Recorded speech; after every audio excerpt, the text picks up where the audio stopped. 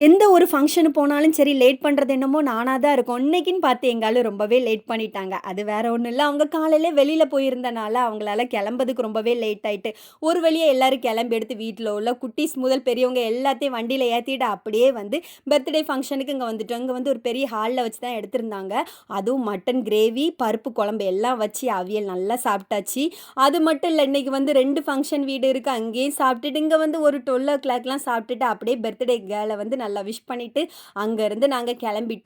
ஆனா, இங்க சாப்பிட்டவங்க எல்லாரும் அடுத்த ஃபங்ஷன்ல நாங்க சாப்பிடவே மாட்டோம் அப்படின்னு சொன்ன ஆட்கள் எல்லாரும், அடுத்த ஃபங்ஷன்ல ஒரு 3 மணி இருக்கும். எங்களுக்கு வயிறு பசிக்குன்னு சொல்லிட்டு அங்கேயும் போய் சாப்பிட்டாச்சு. ஏன்னா, சிக்கன் கிரேவி அத விட மணலன்னு சொல்லிட்டு எல்லாரும் சாப்பிட்டாச்சு. ஆனா, நான் சாப்பிடல. அப்படியே வந்து இன்னைக்கு வந்து கன்னியாகுமரி பேர்லாம் பக்கத்துல தானே இருக்குன்னு சொல்லியிருந்தாங்க. அப்படியே கன்னியாகுமரிக்கு போயிட்டு, அங்க வந்து நல்லா பீச்செல்லாம் சுத்தி பார்த்துட்டு, இன்னைக்குன்னு பார்த்து கிளைமேட்டும் கொஞ்சம் சரியில்ல. ஆனாலும் அங்கருந்து எல்லாம் வாங்கி சாப்பிட்டுட்டு சோர்ன்னு மழை. அப்படியே நாங்க அங்கருந்து கெளம்பிட்டோம்.